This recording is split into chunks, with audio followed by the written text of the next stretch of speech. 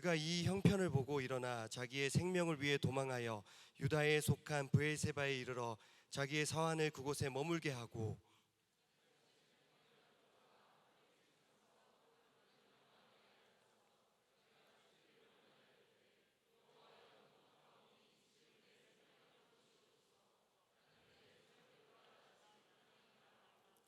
로뎀나무 아래에 누워 자더니 천사가 그를 어루만지며 그에게 이르되 일어나서 먹으라 하는지라.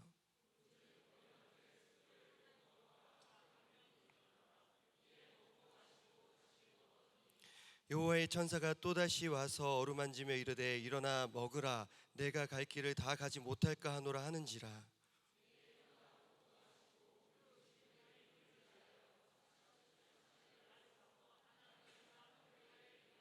함께요. 엘리야가 그곳 굴에 들어가 거기서 머물더니 여호와의 말씀이 그에게 임하여 이르시되 엘리야야 내가 어찌하여 여기 있느냐. 아멘. 네, 몇 주 전부터 우리가 반세호 목사님 우리가 광고를 하고 또 지난주에 소문이 퍼졌습니다. 지난주 대학부 수련회 이곳에서 했었는데 반세호 목사님 오셔서 말씀 전해주셨는데 너무 좋았다는 소문이 퍼졌습니다. 여러분들 기대되시죠? 네, 오늘 너무 귀한 분이 이 자리에 오셨습니다. 지구촌교회 젊은이 목장 센터장으로 섬기시는 반세호 목사님, 내가 어찌하여 여기 있느냐 제 말씀 전해주실 때 큰 은혜 받으시기 바랍니다. 우리 큰 박수로 환영하겠습니다.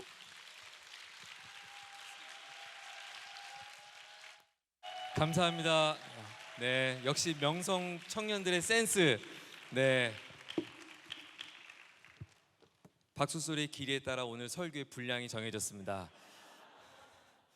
적당히 하도록 하겠습니다. 지난주에 우리 대학부 친구들 만나고 제가 너무 깜짝 놀랐어요. 대한민국에 이런 청년들이 있었다니. 제가 대학부와 오늘 청년부의 조금 차이를 알았어요.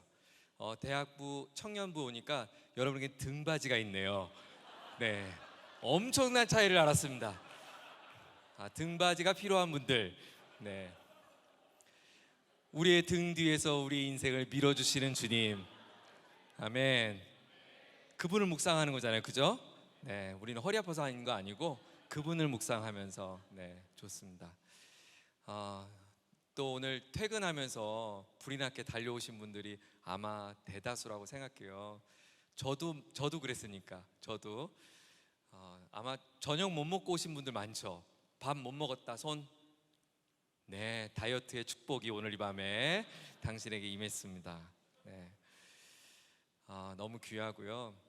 제가 오는 동안 주책맞게 차에서 울면서 왔어요. 엄마 보고 싶어서 온 건 아니었고, 제가 이런 기도를 하게 됐어요. 하나님, 이 청년들이 여기 앉아 있는 거 당연한 거 아니에요, 하나님. 우리 여기 앉아 있는 거 너무 당연하게 생각하지 마세요. 물론 하나님의 전적인 특별한 은혜와 축복 가운데 우리들이 이렇게 비도 안 오고 이런 귀한 자리에 함께 할 수 있었지만, 또 여러분의 헌신과 또 하나님을 향한 사모함, 사랑함, 간절함, 아마 여러분 대학부 때 여기서 밤새 뒹굴고 놀고 잤는지 예배했는지 감았는지 떴는지 모른 채 하얗게 밤을 보냈던 그 추억들이 기억나고, 또 그것이 그립고, 또 얼마나 내가 울어봤나, 최근에 내가 하나님 앞에 얼마나 울어봤나, 내가 하나님 앞에 얼마나 소리 지르고 기도해봤나, 그런 목마름, 갈급함. 또 제가 보니까 이 명성교회 원주라고 하는 것은 약간 상징적인 단어인 것 같아요. 네, 우리 추억이 있는 곳이고 은혜의 자리고, 아마 그런 마음으로 달려오지 않을까 싶습니다. 퇴근길에 또 열심히 밥도 굶으시고 또 사모하는 마음 간절하게 오신 여러분 너무 잘 왔고요. 우리 서로에게 또 격려하면서 등받이가 필요한 여러분에게 우리 서로 한번 큰 박수 한번 하겠습니다. 네.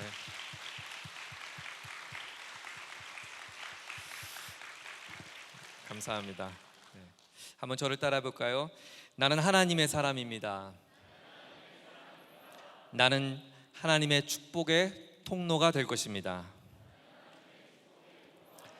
나는 기도의 사람입니다.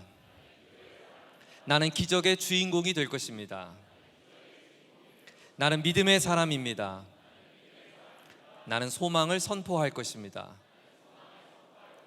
네, 제가 아침마다 거울을 보며 외치는 거예요. 이거 제가 만든 말인데요.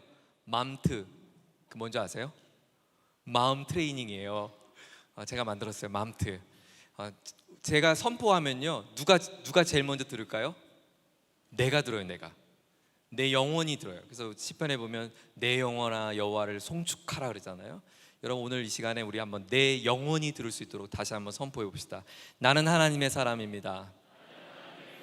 나는 축복의 통로가 될 것입니다. 나는 기도의 사람입니다. 나는 기적의 주인공이 될 것입니다.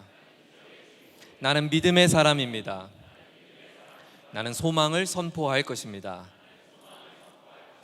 아멘. 여러분 모두가 되길 주의 이름으로 축복합니다. 역사의 주인은 하나님이십니다. 그 역사를 움직이시고 주관하시는 하나님, 늘 역사의 사건마다 그리고 시대마다 하나님은 당신의 일들을 이루시지만 반드시 한 가지 변치 않는 법칙 하나가 있습니다. 이 모든 역사를 움직이고 운행하시는 하나님은 반드시 하나님의 사람들을 통하여 당신은 일을 하십니다. 하나님은 시대마다 하나님이 쓰시는 사람들, 그 역사의 현장마다, 사건마다, 상황마다 하나님은 모든 것을 다 하실 수 있지만 사람을 만드신 하나님은 사람들을 통하여 하나님 당신의 뜻을 이루어 가십니다. 족장 시대에는 아브라함을 선택하십니다. 그리고 그에게 믿음이라는 선물을 주시고 그에게 별명 믿음의 사람이라는 별명으로 그 역사의 현장을 이끌어 가셨습니다. 하나님은 출애굽 시대 때 모세라는 사람을 선택하십니다. 하나님이 약속하신 가나안이라고 하는 땅을 향하여 히브리 민족들을 이끌어갈 수 있는 지도자로 모세를 사용하십니다. 모세의 능력 유무와 상관없고 모세의 경건성과 상관없어요. 모자라면 모자라는 대로, 잘하면 잘하는 대로 하나님은 그를 사용하십니다. 왕이 없어 자기의 소견에 오른 대로 했던 사사시대, 하나님의 백성으로 정체성이 완전히 사라진 그 시대, 그 어두운 터널 같은 시대에도 하나님은 그 역사의 현장을 움직이시는 하나님은 사사를 하나님은 세우십니다. 제가 보니까 우리 김하나 목사님께서 사사들에 대한 말씀들을 쭉 강의하고 계시더라고요. 유명한 가사, 사사들, 무명한 사사들, 하나님 앞에 크고 작음이 없다 이렇게 말씀해 주셨어요. 하나님은 교회를 세워가는 교회 시대 때도 12 사도들을 사용하십니다. 이방인에게 복음이 전파되도록 바울을 선택하시고 유대 땅에 교회가 세워지도록 베드로를 세우십니다. 이처럼 하나님은 시대마다 사건마다 하나님은 그 역사를 하나님의 사람들을 통해 움직인다는 것을 우리에게 계속해서 강조하고 있습니다. 하나님은 오늘의 역사도 운행하고 계십니다. 하나님은 지금의 우리의 살아가는 현대 사회도 하나님은 이끌어가고 계십니다. 단 하나님은 이 역사에 하나님의 손에 붙들린 하나님의 사람들을 찾고 있습니다. 이어가리, 제가 이 주제를 여러 동안 묵상을 해봤어요. 도대체 뭘 이어간다는 걸까 궁금하더라고요. 전통을 이어가는 걸까? 우리 명성교회가 갖고 있는 새벽기도를 이어가는 걸까? 아니면 우리의 믿음의 유산을 이어가는 걸까? 우리가 무엇을 이어가길 원했을까? 그래서 저는 묵상하다가 제가 내린 결론은, 오늘 도전하고 싶은 것은 오늘 그 하나님이 시대마다 사용하셨던 하나님의 사람들로서의 바통이 여러분에게도 이어지기를 주의 이름으로 축원합니다. 저는 이번 부흥회를 함께 여러분과 말씀을 사모하면서 전하면서 하나님 오늘 저에게도 그 바통이 주어졌으면 좋겠습니다. 하나님, 저도 하나님의 역사의 가운데 한 모퉁이, 한 구석, 비록 이름도 빛도 없지만 그 구석 감당하고 싶습니다. 하나님 나에게도 바통을 주옵소서. 사모하는 자에게 하나님이 그런 놀라운 은혜를 주실 줄 믿습니다. 특별히 지금이야말로 하나님이 이 시대에 필요로 하는 사람을 찾기에 아주 적기예요. 하나님의 사람들이 보이지 않습니다. 하나님 앞에 붙들린 사람들이 보이지 않습니다. 당신이 그 사람이 될 최고의 적기입니다. 이 땅에 소망이 없다고 말하는 이때, 교회에 희망이 없다고 말하는 이때 이 땅의 청년들이 예배에 사모하지 않는 이때에 오늘도 그 시대의 등불을 밝힌 하나님의 기도의 등불을 킬 수 있는 하나님의 사람들을 주님은 찾고 계십니다. 하나님 오늘 원주에서 하나님이 횡재하셔서 여러분 모두를 하나님의 귀한 종으로 사용되기를 주의 이름으로 축원합니다.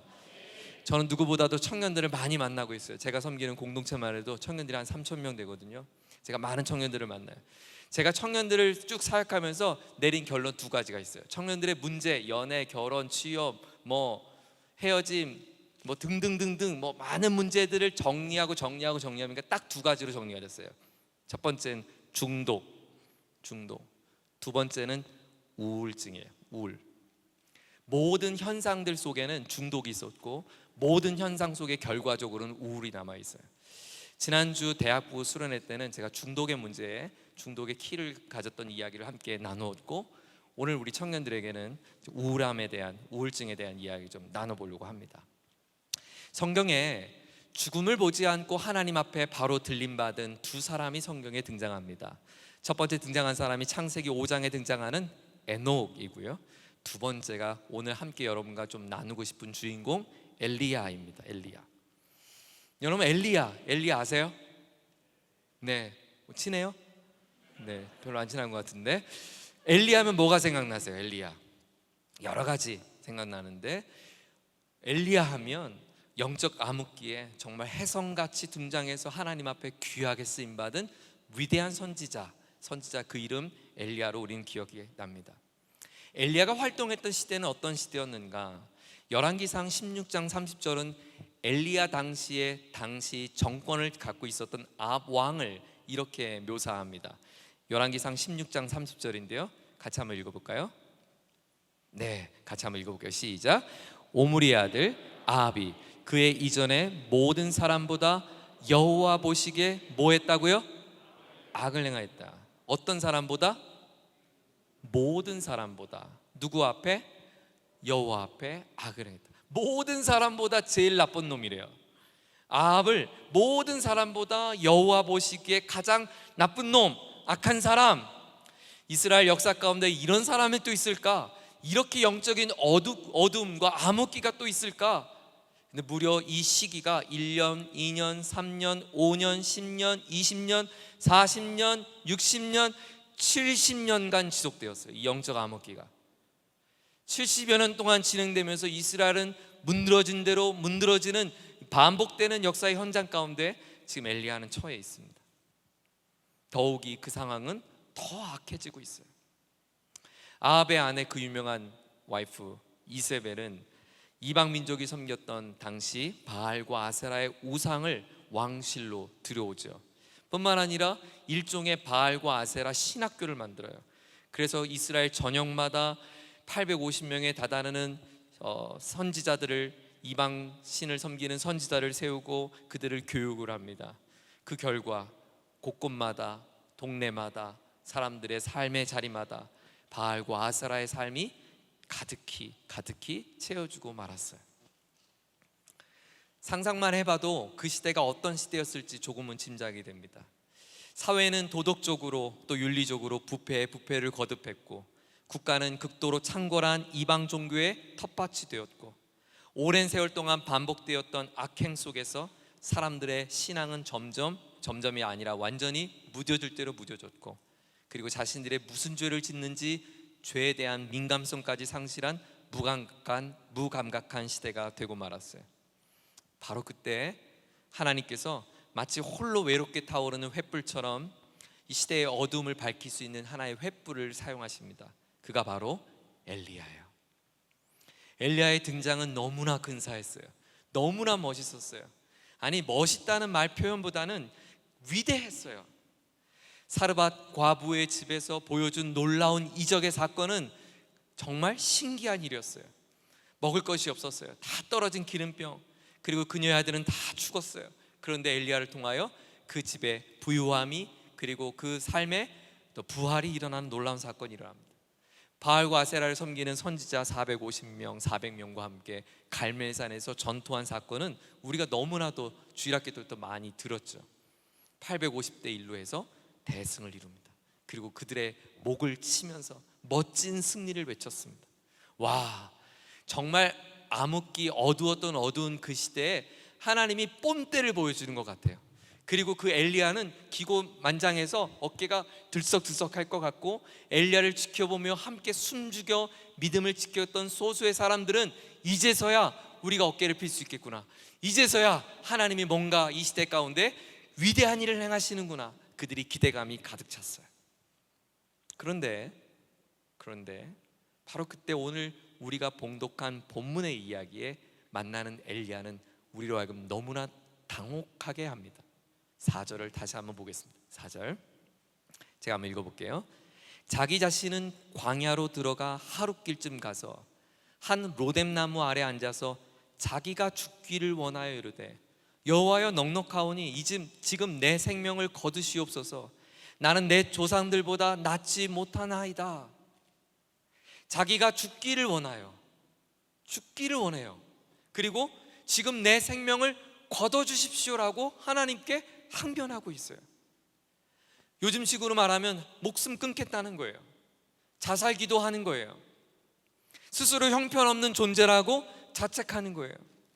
제가 바로 몇 주 전에 저희 공동체에도 2번 자살 시도한 형제를 제가 만나서 다급한 신방을 했었는데, 죽고 싶다는 거예요. 너 죽으면 어떡해? 지금이 너무너무 괴롭다는 거예요. 이것은 영광스러운 하나님의 그 위대한 사역에 쓰임받았던 엘리야가 맞나 싶을 정도의 모습이에요. 이거는 내가 주님을 위해서, 내가 하나님 나라를 위해서, 영광스러운 내가 하나님의 그 복음을 위해서 내가 순교하겠습니다. 제가 대학교 다닐 때 장래희망이 순교자였거든요. 뭣도 모르고 쓴 거죠. 장래희망 순교. 그런 순교자의 그런 마음이 아니에요. 이거는 내가 더 이상 하나님 앞에, 이 문제 앞에 실망하고 절망하고 낙심한 나머지 더 이상 오늘을 버틸 수 없다고 하는 그 마음의 한탄이에요. 스스로 목숨은 못 끊으니까, 신앙이 있으니까 스스로 목숨은 못 끊으니까, 하나님 이제 좀 저를 데려가 주세요. 하나님 저 이제 그만하고 싶어요. 하나님 저 이제 그만 그냥 저를 좀 데려가 주세요. 숨 쉬는 것도 힘들어요. 버티기가 힘들어요. 괴로워. 울 힘도 없어요. 하나님 이제 그만. 사랑하는 여러분, 엘리야의 모습이 너무 충격적이지 않습니까? 그 사르밧 과부 앞에 보였던 그 엘리야의 모습이, 그 죽은 아이 앞에서 보였던 그 엘리야의 모습이, 저 아합과 이세벨 앞에 보였던 엘리야의 모습이 어디론가 다 사라진 채 너무나 초라하지 않습니까? 그런데 저는 이 엘리야의 모습을 묵상하고 또 묵상하면서 그의 마음이 오버랩이 되기 시작했어요. 그리고 심지어 어느 지경이 됐냐면, 그럴만 하겠다, 맞아, 그렇지, 그 마음까지 제 마음이 공감이 됐어요. 조금 이해가 됐어요. 여러분 혹시 잠을 못 이뤄보셨어요? 잠. 이리 뒤척이고 저리 뒤척여도 잠이 오지 않는 하얀 밤을 보내보셨어요?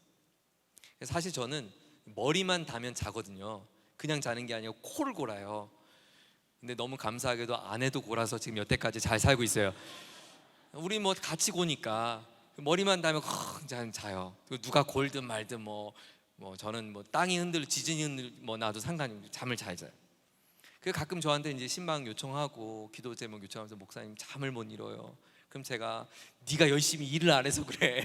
너 열심히 일해, 무슨 소리야, 게을러서 그래, 이렇게 말은 못하고 그렇구나, 잠이 오지 않는구나 뭐 이렇게 하지만 사실 공감은 잘 안 됐어요. 그런데 언젠가 제가 잠이 안 오는 거예요. 너무너무 당혹스러웠어요. 잠이 안 오는 거예요. 머리를 다면 코가 골아야 되는데 잠이 안 와요. 양을 세기 시작했어요. 양 1마리, 양 2마리. 짜증나더라고요 나중에. 그래서 요즘 또 유튜브에 잠 안 올 때 듣는 음악 뭐 그런 게 되게 많아요. 더 잠이 안 오는 거 있죠. 마지막 방법을 썼어요. 영어를 틀었어요. 영어. 네, 잠이 안 와요. 그리고 새벽이 되었어요. 잠이 오지 않는 하루를 보내고 이틀을 보내고, 많이 잔 날은 2시간을 자고, 또 조금 잔 날은 한 30분 잤나? 자고 싶은데 잠이 오지 않는 거예요. 고민도 되고 걱정도 되고, 또 우리 청년들 이런 또 위기 상담들 하고 나면 제 마음이 막 무너져서 그런 감정도 있지만, 최근에 제가 이런 것을 겪으면서 이것이 얼마나 고통스러운지 조금씩 맛보기 시작했어요. 사랑하는 청년 여러분, 혹시 여러분 가운데도 이렇게 잠을 못 이뤄본 분 계십니까? 하나님께서 사랑하는 이에게 잠을 주신다고 하시잖아요. 참 신기하죠? 예배 시간엔 그렇게 졸린데 집에 가면 잠이 안 와요. 원주에서 하나님께서 여러분에게 꿀잠을 주는 은혜를 주시기를 주의 이름으로 축복합니다. 네. 엘리야의 심정까지는 아닌데 우리는 이렇게 엘리야와 조금 비슷한 상황들은 맞이하곤 해요.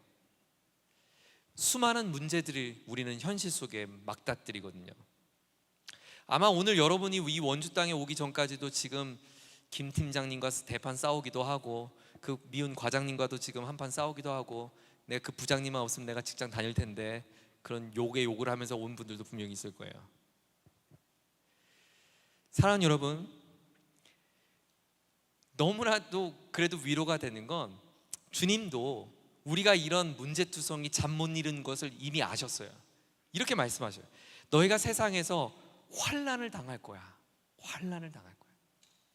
여러분, 성경은 저와 여러분에게 문제없는 삶을 약속한 적이 없어요. 하나님은 한 번도 당신의 인생에 잠이 오지 않을 거라고 말씀하지 않으셨어요. 오히려 하나님은 당신이 잠이 오지 않을 때 잠을 주겠다 말씀하시지, 당신의 삶의 어떤 문제도 어떤 평안도 영원히 보장된다고 말씀하지는 않았어요. 오히려 성경은 이렇게 말씀하시죠. 너희가 환난을 반드시 당할 거야. 반드시 당할 거야. 그런데 그 다음이 중요해요.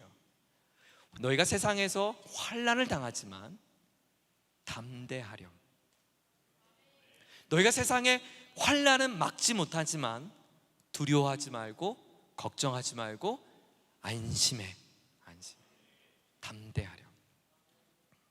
사랑하는 여러분, 그렇습니다. 우리는 크고 작은 문제를 벗어날 길이 없습니다. 저는 여러분에게 자신 있게 말할 거예요. 원주 땅을 벗어나는 순간 여러분 또 다른 문제를 봉착할 것이에요. 여러분, 예수님을 믿는 것과 예수님을 아는 것과 예수님과 동행하는 삶은 다를 수 있어요. 여러분, 혹시 학교 다닐 때 수학 문제집에 이렇게 수학 문제집 이렇게 있고 뒤편에 뭐가 있어요? 답안지가 있잖아요. 답안지. 그런 거 해보셨어요? 답안지를 푹 뜯은 다음에 옆에다 딱 갖다 놓고 선생님이 종합 문제, 연습 문제 풀어라면 어떻게 해요? 딱 이제 옆에 뺏기는 거죠. 그냥 우린 그거 정답만 뺏기지 않죠. 뭐까지 뺏겨요? 풀이 과정까지 뺏겨요. 그리고 또 티 안 나게 맞았다 틀렸다 해놓고 이제 갖다 내죠. 네. 꼭 안 그러는 사람처럼 이렇게 저만 나쁜 사람 보는데 다 그렇지 않아요? 네, 제가 수학을 너무 싫어해서 그런 적이 많아요. 근데 여러분, 제가요 수학 문제집에 정답지가 있어서 정답을 다 쓰고 정답을 다 아는 것과 정답을 풀 수 있는 것은 같아요, 달라요? 달라요. 여러분이 인생의 문제를 푸는 많은 문제에 해답을 아는 것과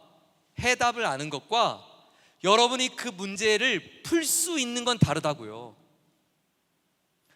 이번 수련회에 저는 여러분에게 해답지에서 말하는 답을 불러주는 게 아니라 오늘 저와 여러분이 함께 이 풀이 과정에 한번 도전해 보고 싶어요. 그래서 우리가 이전에 풀어보지 못했던 문제, 잠의 문제, 우리가 절망의 문제, 두려움의 문제, 낙심의 문제, 죽고 싶었던 문제, 오늘 그 문제를 보여주신 이 풀이 과정을 나의 풀이 과정으로 갖고 와서 우리 인생의 깜지에서 함께 풀어보며, 여러분 깜지 아시죠? 우린 깜지 세대예요. 네, 대학부 애들 몰라 그런 거. 네, 등받이는 여러분 알아. 그 깜지를 하면서 하나님께서 저와 여러분의 인생에 던져준 문제를 멋지게 풀고 근사하게 풀고, 하나님 보셨죠? 그 깜 문제 이제 저 풀 수 있어요. 조금 더 어려운 문제도 오면 제가 또 풀어볼게요. 그렇게 하루하루를 믿음으로 살아갈 수 있는 저와 여러분 되기를 다시 한번 주의 이름으로 축원합니다. 오늘 성경이 이 엘리야의 죽고 싶은 이야기를 쓴 진짜 이유가 여기 있어요. 첫 번째, 여러분의 죽고 싶은 마음을 성경은 알고 있어요. 성경은 여러분의 환난을 잊지 않았어요. 여러분의 괴로운 순간을 하나님은 팔짱 끼고 모른 채 하지 않으세요. 하나님이 내가 너의 마음을 안다라고 오늘 엘리야의 모습을 통해 보여주는 거예요. 두 번째, 하나님은 엘리야의 모습을 통해서 내가 너의 아픔을 안다라고 말씀할 뿐만 아니라 더 중요한 문제가 있어요. 얘들아 봐봐, 얘 안 죽었어. 얘들아 똑똑히 봐, 얘 안 죽어. 너 안 죽어. 너 죽지 않아. 너 다시 살 수 있어. 내가 너 그렇게 만들고야 말 거야. 야, 찌질한 인생의 문제 앞에 낙심하고 절망하는 거 아니, 난 널 반드시 승리케 하고야 말 거야. 내가 너의 인생을 어떻게 바꾸는지 똑똑히 봐. 나와 함께 풀이 과정에 한번 들어가 보자. 주님 말씀하고 있는 것입니다.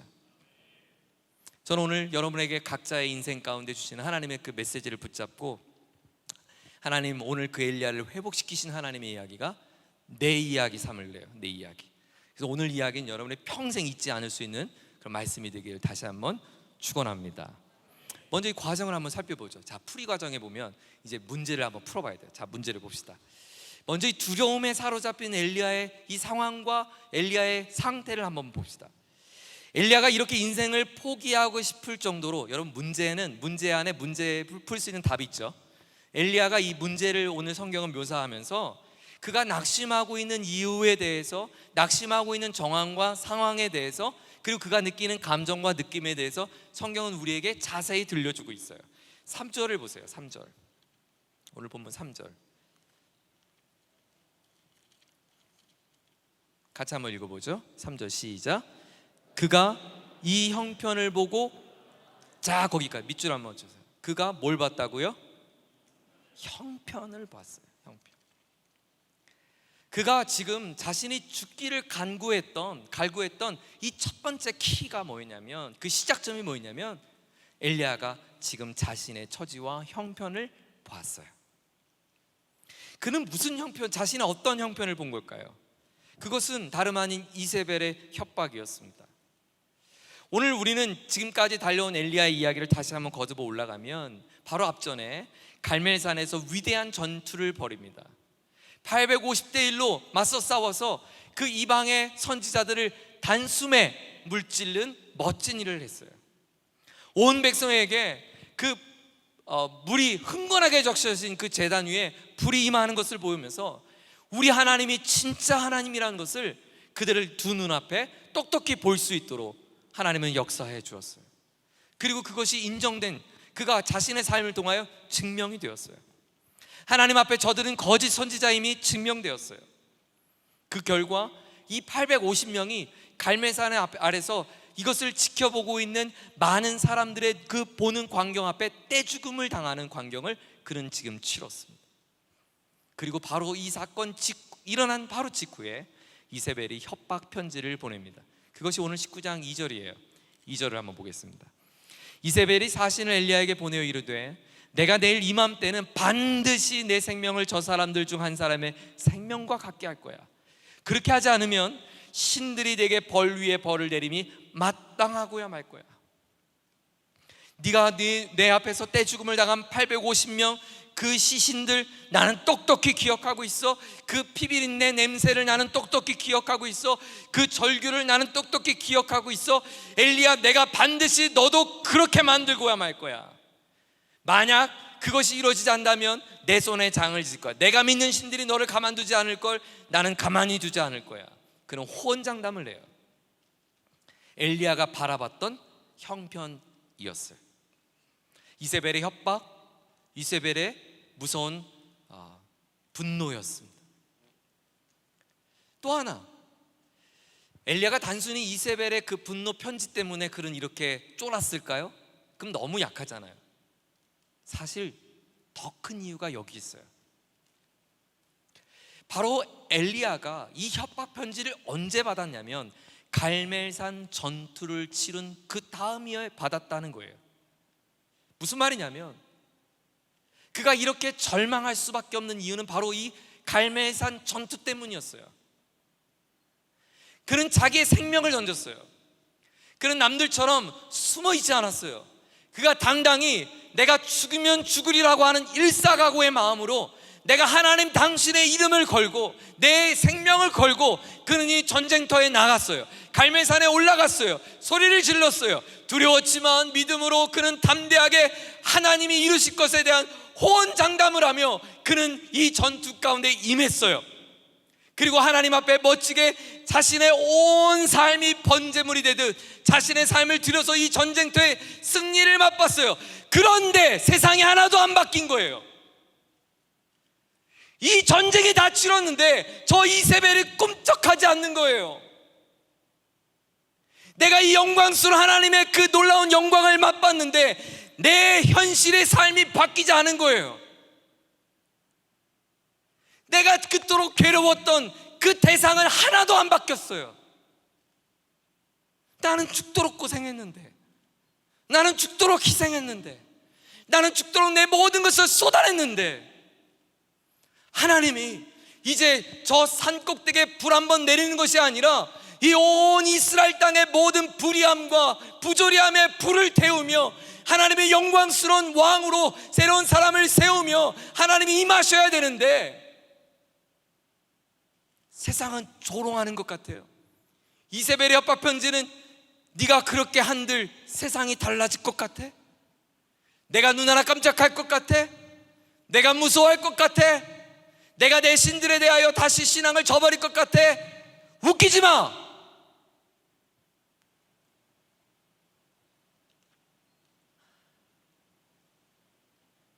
엘리야는 하나님 한 분의 그 이름을 위하여 목숨 건 인생이었어요. 하나님의 마음을 생각했어요. 하나님의 뜻을 생각할 때 민족의 참혹을 바라만 볼 수 없었어요. 그래서 그는 자신의 생사를 자신의 인생의 싸움터에 던졌어요. 무너져가는 인생을 바라보며 가슴을 절규하며 하나님이 말씀하시는 곳에 그는 숨지겨 기다리며 하나님의 일하신 현장 가운데 그는 나아갔어요. 고통이었어요. 즐거움이 아니었다고요. 괴로움이었어요. 하지만 하나님을 사랑하고 신뢰하는 마음으로 나아갔어요. 그리고 하나님의 은혜도 그는 경험했어요. 그러나 세상이 바뀌지 않았어요.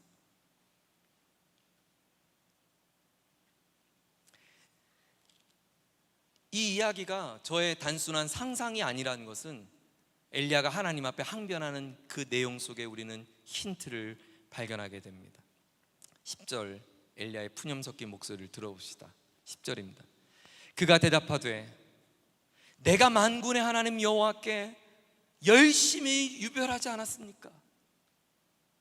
이는 이스라엘 자손이 주의 언약을 버렸고 주의 제단을 헐고 칼로 주의 선지자를 죽인 것 때문 아니었습니까?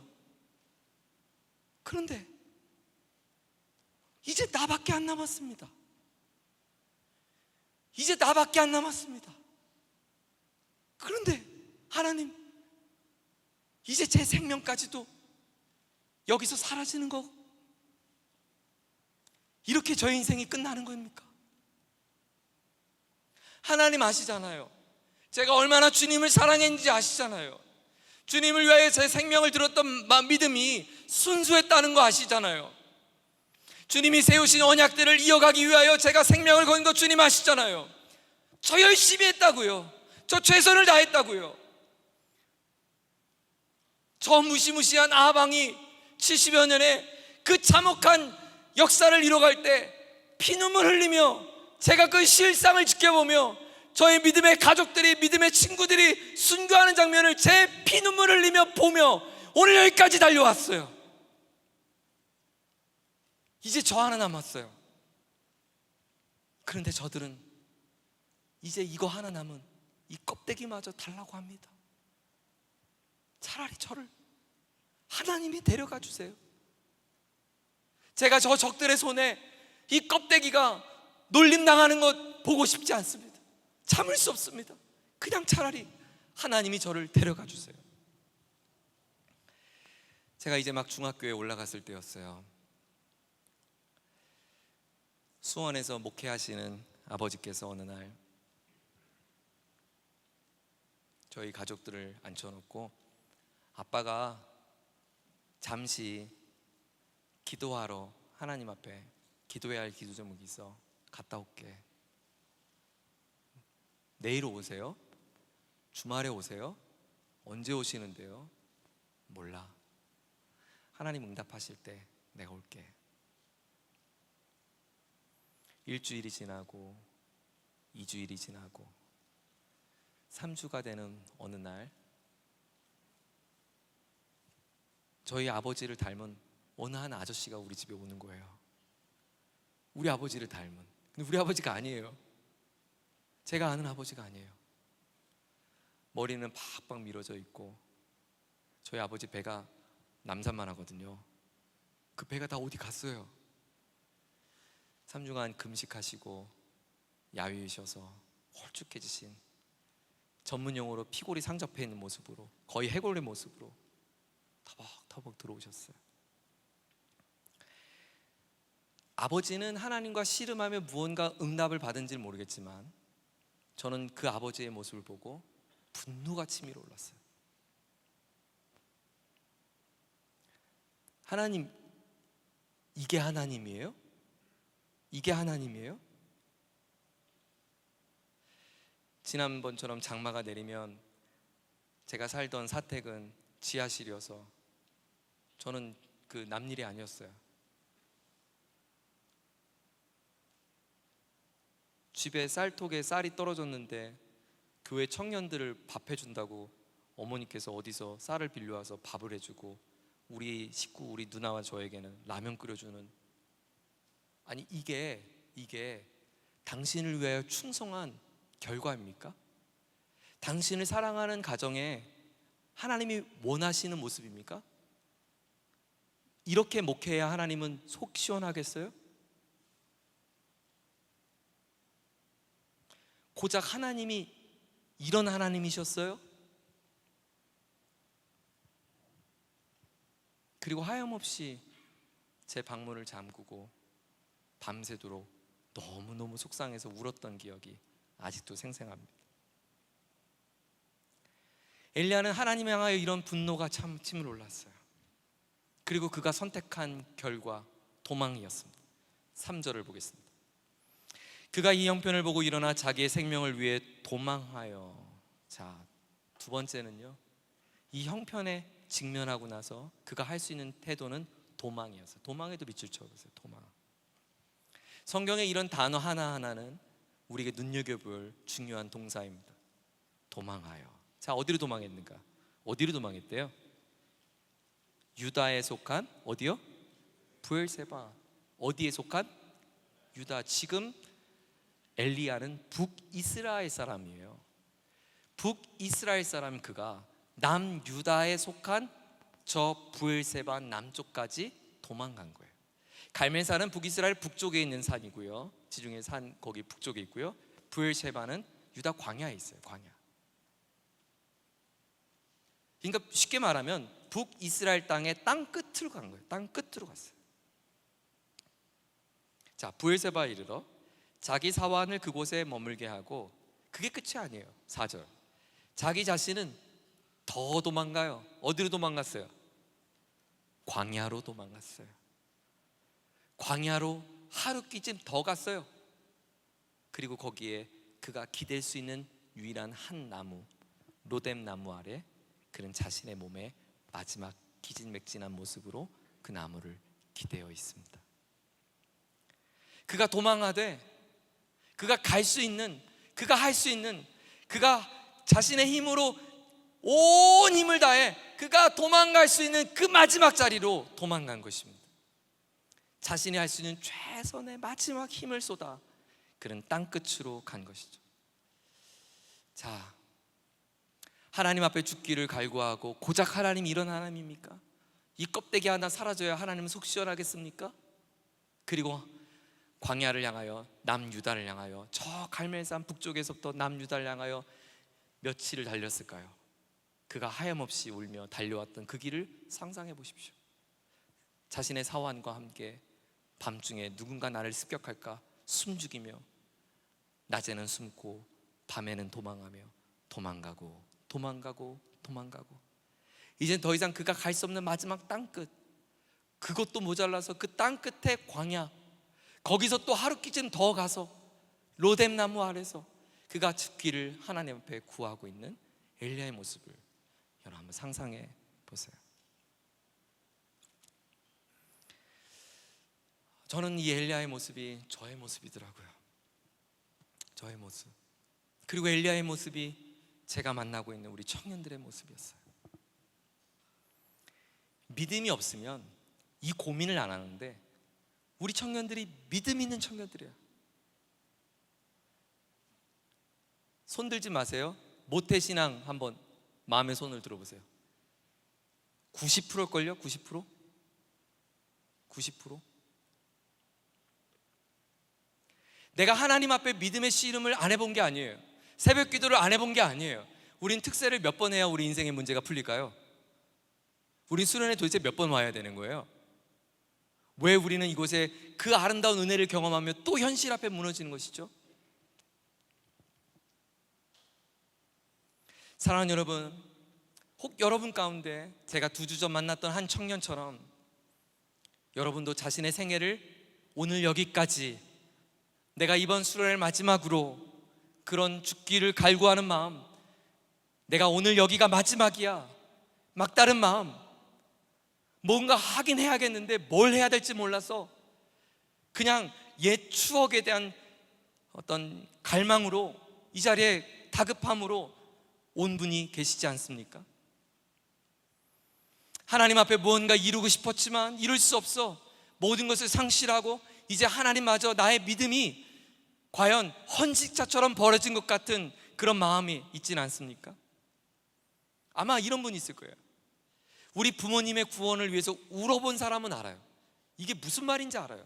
이 모태신앙들 잘 몰라요. 부모님의 신앙 이어받은 사람들 잘 모르는데, 내가 부모님의 영혼 구원을 위해서 하루 이틀 울어본 사람은 이 마음이 뭔 마음인지 알아요.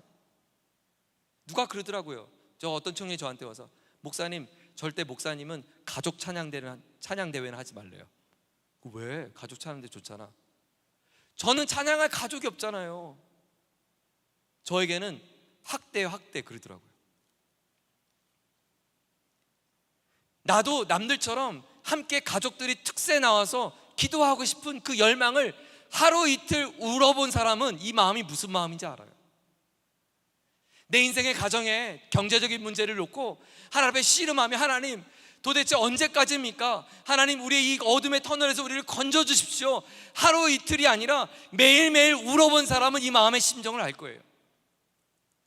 내가 하나님 앞에 사인을 얻었고 하나님의 부름에 대한 확신을 받아서 하나님이 뭔가 내 인생의 문제를 열어줄 것 같아서 내가 과감하게 믿음의 헌신으로, 믿음으로 내가 그물을 던져서 주께서 약속하신 그 땅을 향하여 나아가겠다고 자신의 삶을 던져본 사람은 알아요.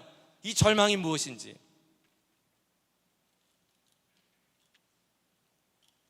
누구 하나 나를 봐주지 않았지만 하나님이 나를 인정해 주는 것, 그것만으로도 만족하고 아멘하고 감사하는 마음으로 오늘을 버텨왔는데 이제 더 이상 버틸 힘이 없는 거예요.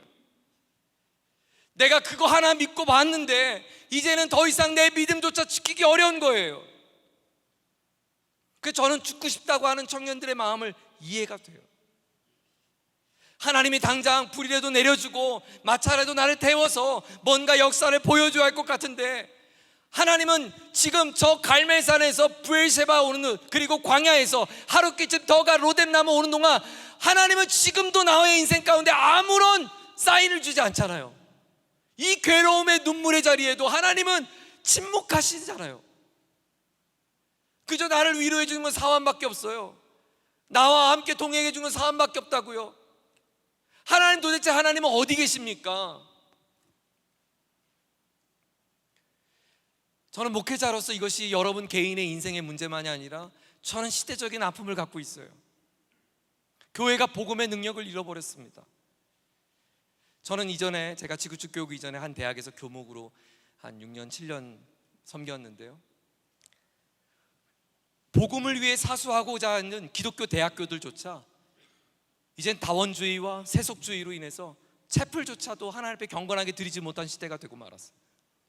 더 안타까운 건 목회자로 준비하는 신학생들조차도 이 거룩한 부담과 뜨거운 눈물의 기도가 사라지고 헌신이 사라진 시대를 살고 있어요.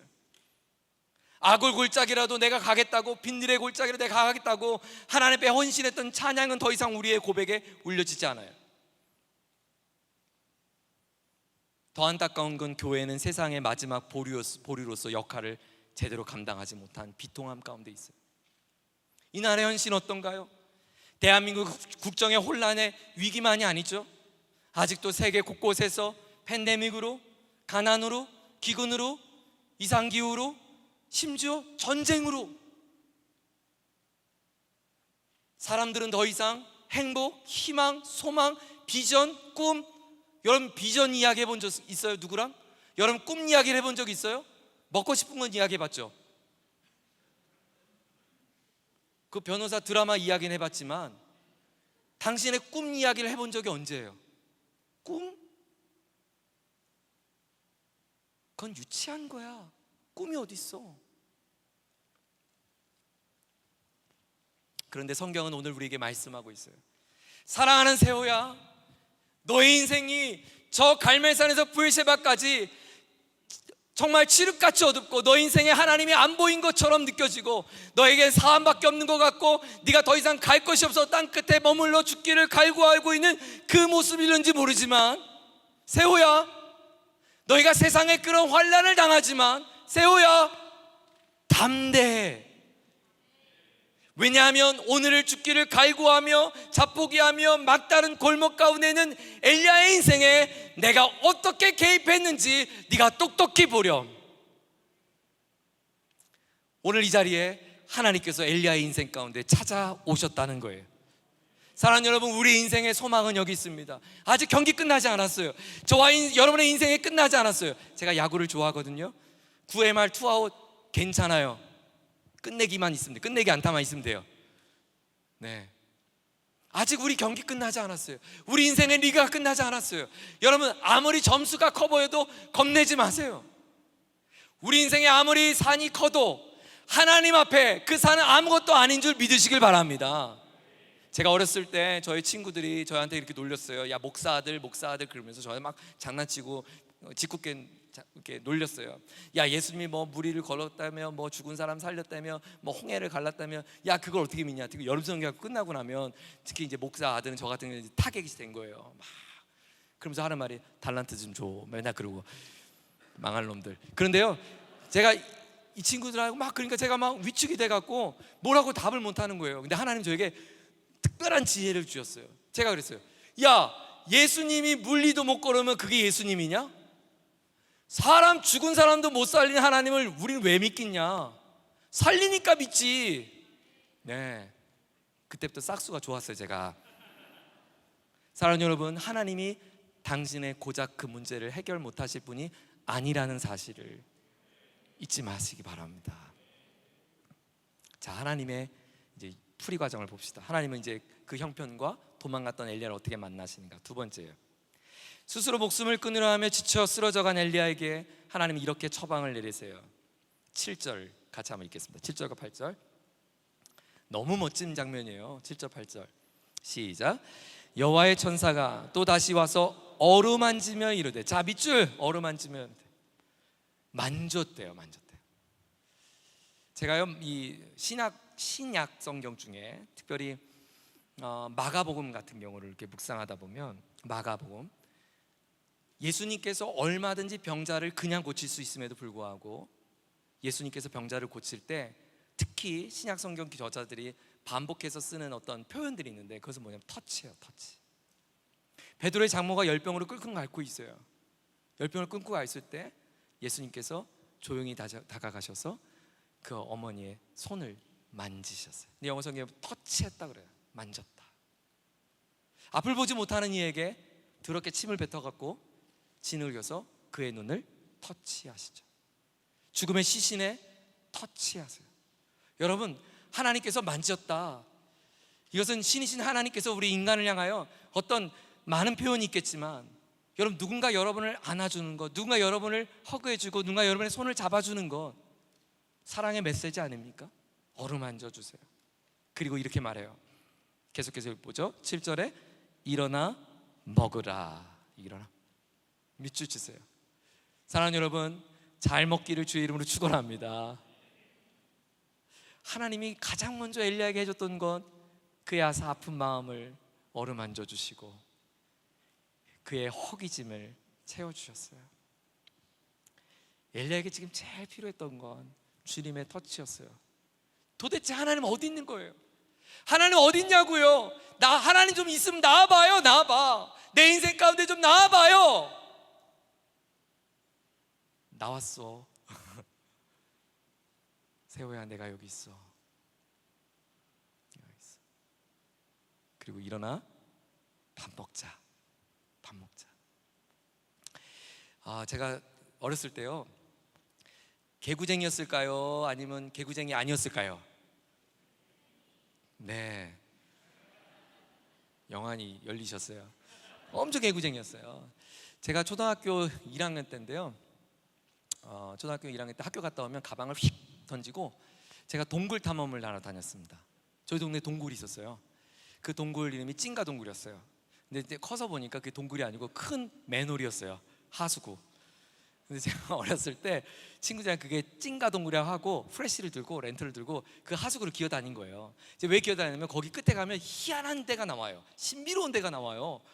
그러니까 제가 찐가 동굴이라고 불렀죠. 거길 가면요, 벽돌이 있는데 벽돌이 부드러워요. 벽돌은 딱딱해야 돼요? 부드러워야 돼요? 딱딱하잖아요. 부드러운 거예요. 그리고 이 벽돌이 제가 손으로 누르면 손가락이 들어가고요, 제가 밟으면 발자국이 새겨지는 신기한 벽돌이에요. 신기하지 않아요?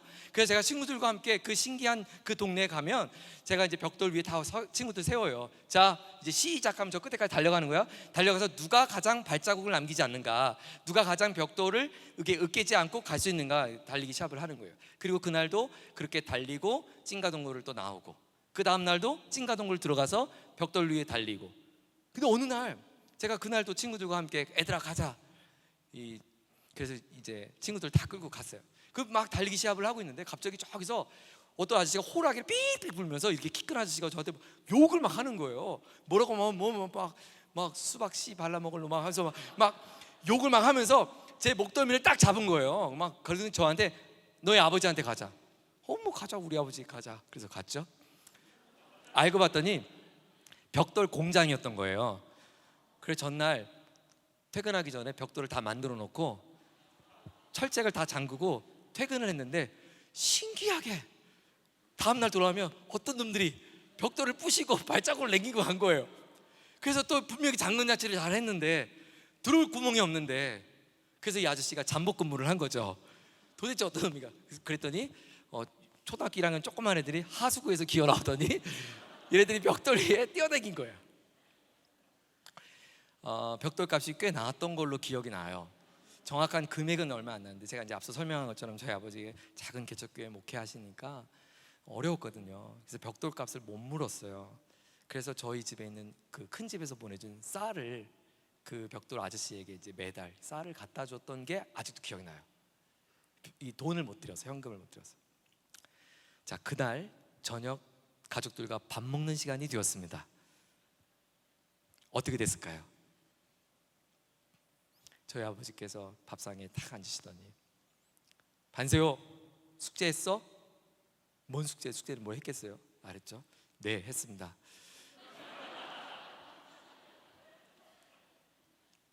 밥 먹자. 다음부터 그러지 마. 그리고 지금까지도 아무 말씀을 안 하세요. 그게 더 무서운 거 아시죠? 언제 또 전화 올지 몰라요. 아들, 그때 벽돌값 지금 하나님이 엘리야, 너 뭐해? 일어나, 밥 먹자. 세호야, 너 뭐해?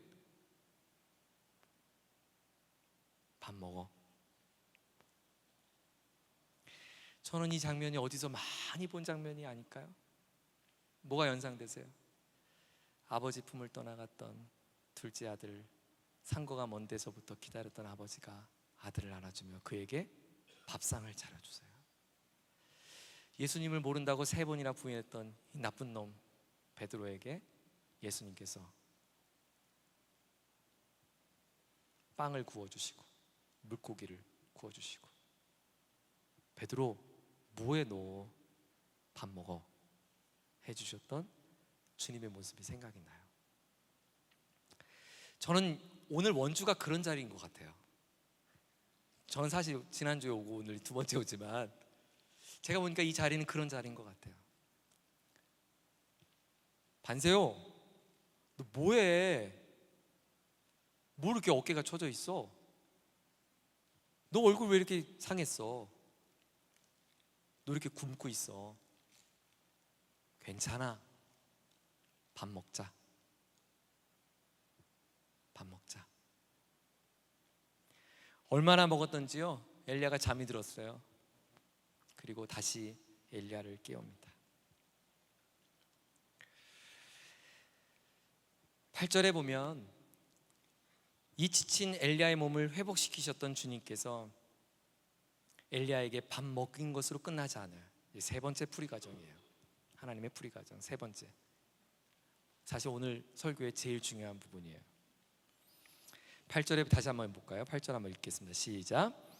이에 일어나 먹고 마시고 그 음식물의 힘을 의지하여 40주 40야를 가서 하나님의 산 호렙에 이르니라. 든든히 밥을 먹이시는 하나님께서 엘리야에게 40일 동안 잠도 안 재우고 달려! 막 달려! 어디로 달리게 했냐면 호렙산, 신의 산이에요. 그건 에집트에 있는 산이잖아요. 지금 거기까지 인도했다고요. 호렙산은 신의 산의 또 다른 표현이거든요. 여러분, 질문. 하나님은 왜 엘리야에게 밥을 먹이신 다음에 야, 힘내, 이세벨 별거 아니야, 가서 무찌러 가자, 덤벼 가자, 너를 따를 수 있는 용사들을 내가 모집시켜 줄게, 숨죽여 너와 함께 힘을 합칠 7천이 기다리고 있어, 이렇게 바로 말씀하지 않으시고 엘리야로 하여금 40주야를 달리게 해서 더 남쪽, 더 남쪽, 더 남쪽 에집트까지 가게 해서 거기에 신의 산에 가게 합니다. 여러분, 신의 산이 어떤 곳이죠? 신의 산은 하나님과 이스라엘 백성들과 언약을 맺은 첫 번째 장소입니다. 하나님이 누구신지, 내가 그 하나님 앞에 어떤 백성인지 확인시켜 주신 장소입니다. 내가 이집트 살아가는 내 인생의 정체성이 무엇인지를 증명해 준 자리입니다. 하나님의 인도하심이 어떤 것인지 말씀해 주는 장소입니다. 하나님은 이스라엘 백성들로 하여금 제사장 나라의 사명을 감당하게 해주신 하나님의 사명이 부여된 자리입니다. 그런데요, 저는 성경을 볼 때마다 이런 대목이 진짜 재밌어요. 그럼 보세요, 진짜 재밌어요. 9절에 보시면 그냥 호렙산도 아니에요. 잘 보세요, 째려보세요. 자, 9절 읽겠습니다. 시작. 엘리야가 그곳 굴에 들어가 거기서 머물더니, 자 밑줄, 그가 어디 갔대요? 그곳 굴에 들어가 거기 머물렀대요. 그랬더니 여호와의 말씀이 그에게 임하여서 엘리야, 네가 왜 여기에 어찌하여 있느냐라고 말씀했다는 거예요. 그곳 굴에 들어갔대요. 여러분, 열왕기상 전체를 봐도, 전체를 우리가 뒤져봐도요, 바로 이 구절 전에 굴은 등장하지 않아요. 찐가동 굴은 등장하지 않아요. 굴이 없어요. 그런데 여기에 정관사가 붙었어요. 그 굴, 바로 앞선 그 굴에 들어가라는 거죠. 그러니까 지금 이건 무엇을 전제하냐면 이것을 읽는 독자들이 알고 있는 굴이에요. 이것은 엘리야뿐만 아니라 독자들도 알고 있는 굴이에요. 이건 굳이 열왕기상이 표현되지 않아도 이 기사를 읽는 당시 독자들이 충분히 이해할 굴이었어요. 아, 신의 산에, 호렙산에, 아, 거기. 우리식으로 말하면 하나님이 엘리야에게 우리가 다 아는 그곳 거기로 보내셨다는 거예요. 그리고 엘리야는 바로 그곳 거기서, 아, 그때처럼 다시금 하나님의 음성을 들었다는 거예요. 이 굴은 언제 등장하냐면 바로 하나님과 이스라엘 백성들이 첫 번째 언약을 맺었던 그 장면 속에 힌트가 나와요. 출애굽기 33장 21절입니다.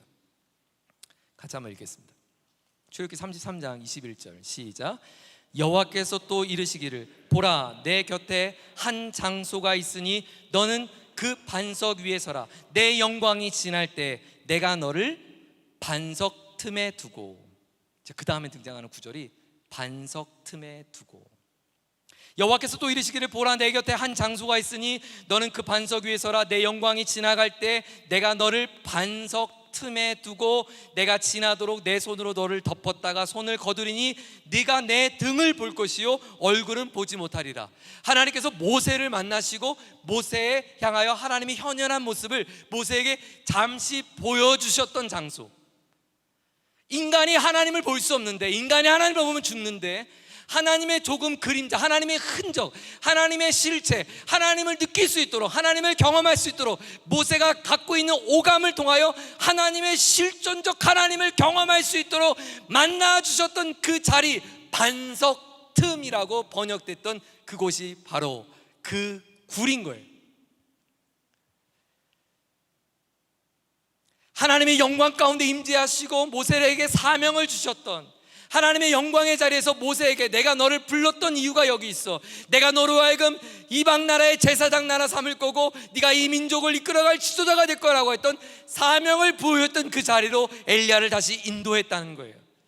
하나님의 임재가 있었던 자리, 하나님을 경험했던 자리, 하나님을 만났던 자리, 그에게 개인적으로 하나님이 직접 가까이 다가오셨던 자리, 어루만져 주셨던 자리, 모세와 만나 그에게 사명을 부여했던 자리, 즉 모세 인생 전체의 자신의 삶의 의미를 확인시켜 주신 자리.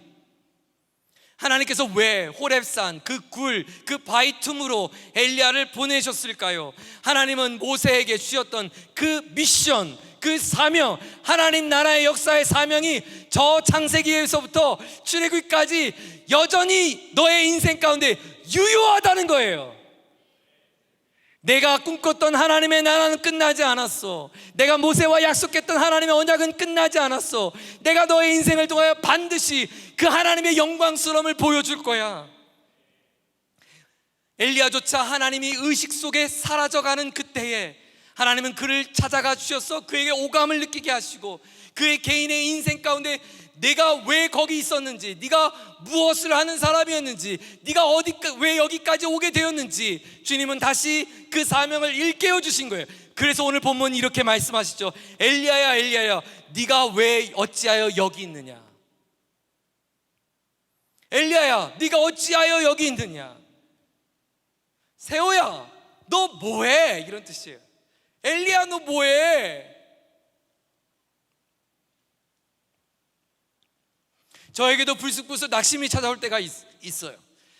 여러분, 목회자라고 낙심이 없는 게 아니에요. 저도 사역에 씨를 뿌리지만 열매가 없고 또 없는 게 아니라 망해가고, 제가 설교하면 막 사람들이 자고 막 집에 가려고 그러고 낙심이 올 때가 있잖아요. 절망할 때가 있잖아요. 그때 하나님께서 저에게 주시는 그 말씀이 이것이었어요.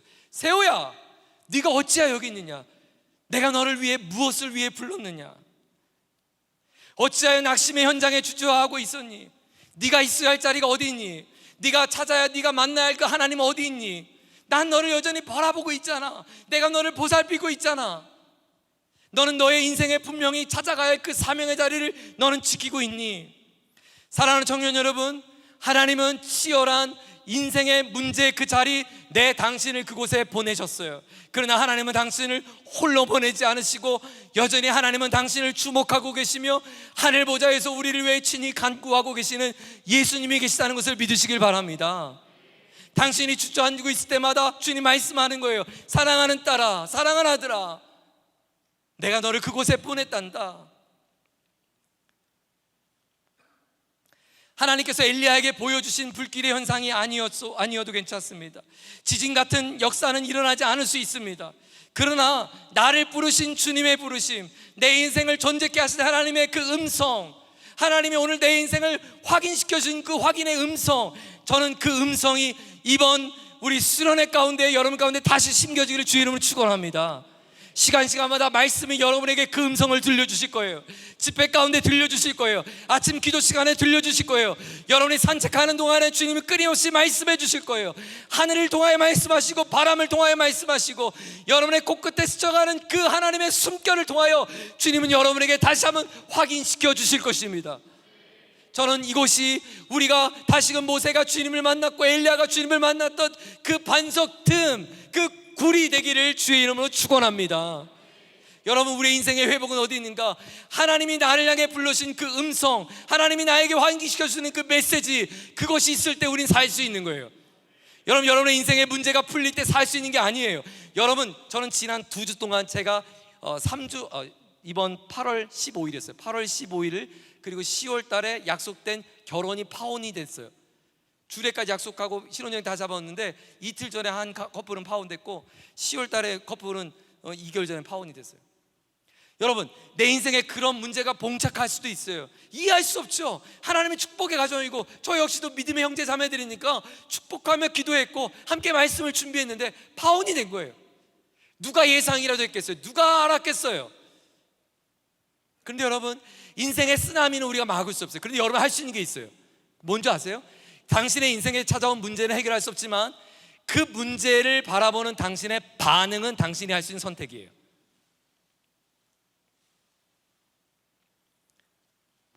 문제 앞에 두려워하는 것이 아니라 내게 약속하신 하나님 말씀 앞에 여러분이 믿음으로 반응할 수 있기를 주의 이름으로 축원합니다. 하나님은 죽기를 갈구한 엘리야에게 기도에 응답하지 않았습니다. 죽도록 내버려두지 않았어요.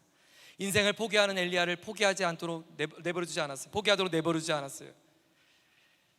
왜냐하면 하나님은 여전히 그에게 함께 감당하길 원한 미션이 있기 때문이에요. 사랑하는 청년 여러분, 당신이 오늘을 멋지게 살아야 할 이유가 분명히 있습니다.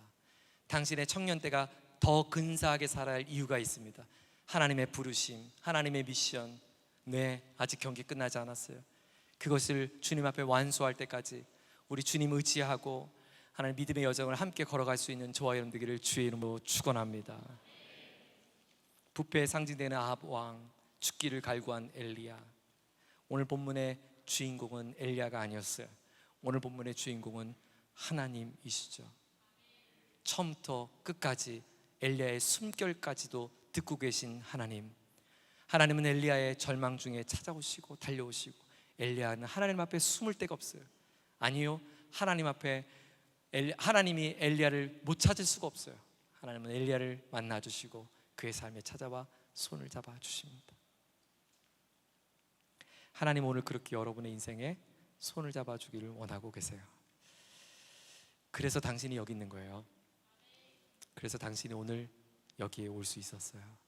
하나님은 당신을 멋있게 살려주실 줄 믿습니다. 함께 찬양하기 원하는데요, 오늘 같이 첫 번째 부르고 싶은 고백은 나의 피난처 예수 의지해요, 이 찬양이에요. 제가 엊그저께 우리 가정 예배 드리면서 저희 자녀들과 함께, 저희 자녀들도 큰애가 이제 중학교 올라갔거든요. 중학생들 딸과 아들과 함께 이 찬양을 같이 고백했는데 가사를 고백할수록 이 고백 외에는 할 수 있는 게 없어요.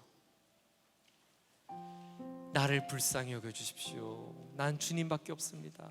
나는 주님이 필요합니다. 주님 은혜가 필요합니다. 여러분, 이제 원주에 올라오신 여러분 모든 근심과 여러분의 눈물과 여러분의 아픈 마음들은 다 주님 앞에 내려놓으시고 우리의 피난처 되신 주님, 나를 먹이시고 일어나라고 손잡아 주시는 주님, 그 주님의 위로와 그 손잡음의 은혜를 붙잡고 일어설 수 있기를 다시 한번 축원합니다. 같이 고백하시죠. 나의 피난처 예수님,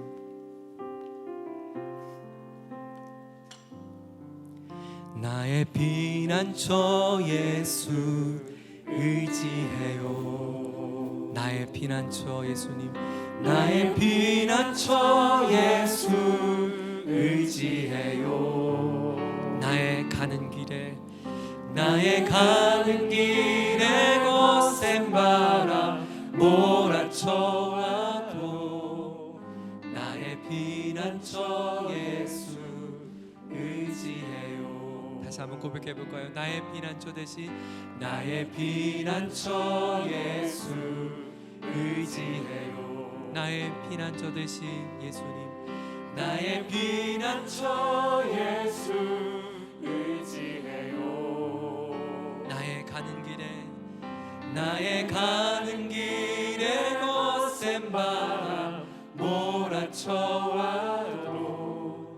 나의 피난처 예수 의지해요. 나는 영원히 주님을 사랑합니다. 나는 영원히 주님 사랑해요. 나는 영원히 주님을 사랑합니다. 나는 영원히 주님 사랑해요. 세상 어떤 것도 나의 사랑 끊을 수. 여러분 믿으십니까? 나는 영원히 주님 사랑해. 아바 아버지, 아버지 나를 사랑하시니 나의 모든 것 주께 드려요.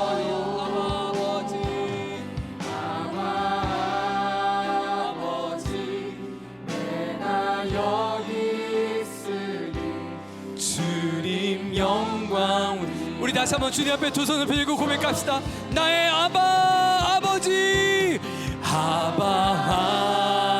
아버지 나를 사랑하시니 나의 모든 것 주께 드려요.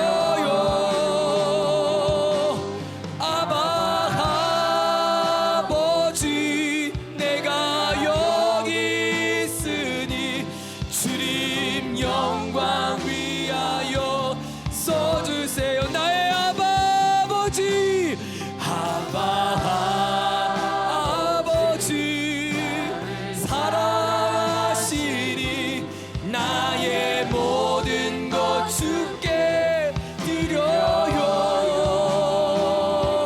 나의 아버지 여기 있으니 주님 영광 위하여. 우리 다시 한번 나의 생을 이끄시는 나의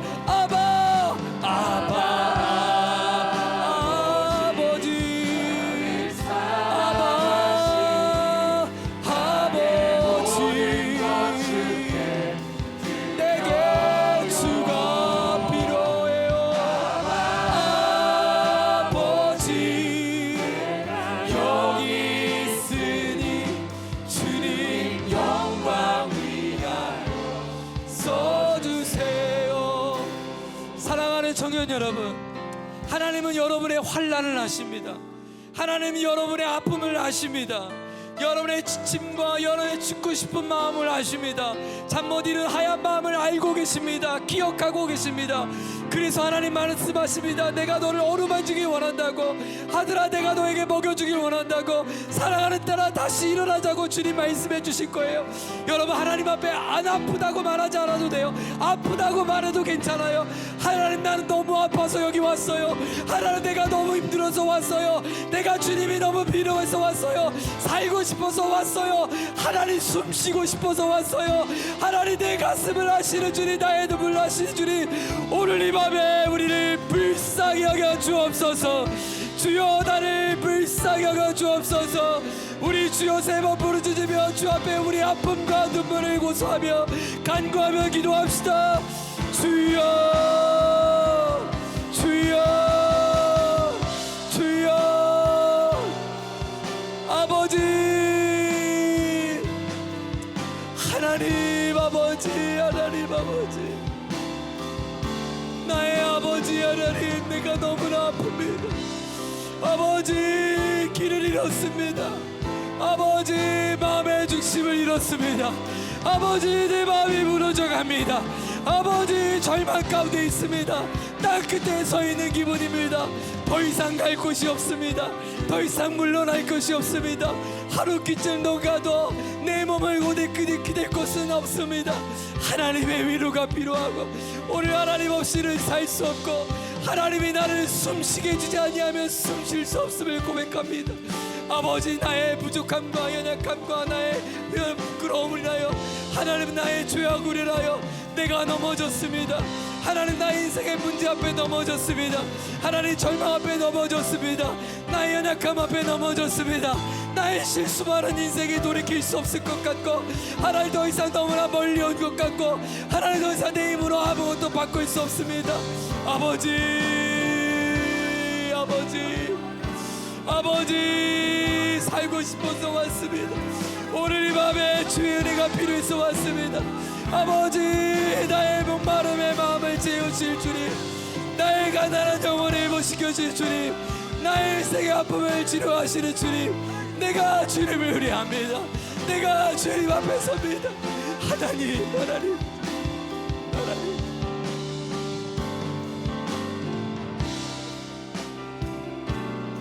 하나님, 하나님, 하나님, 더 이상 나의 몸을 피할 곳이 없고, 하나님, 더 이상 내 몸을 가릴 곳이 없고, 더 이상 나의 눈물을, 하나님, 내 눈물을 이해할 만한 사람이 없습니다. 그 외로움에 지쳐 있는 젊은이들, 주의 청년들을 불쌍히 여겨 주시옵소서. 절망 가운데, 낙심 가운데 신음하고 있는 자들을 불쌍히 여겨 주시옵소서.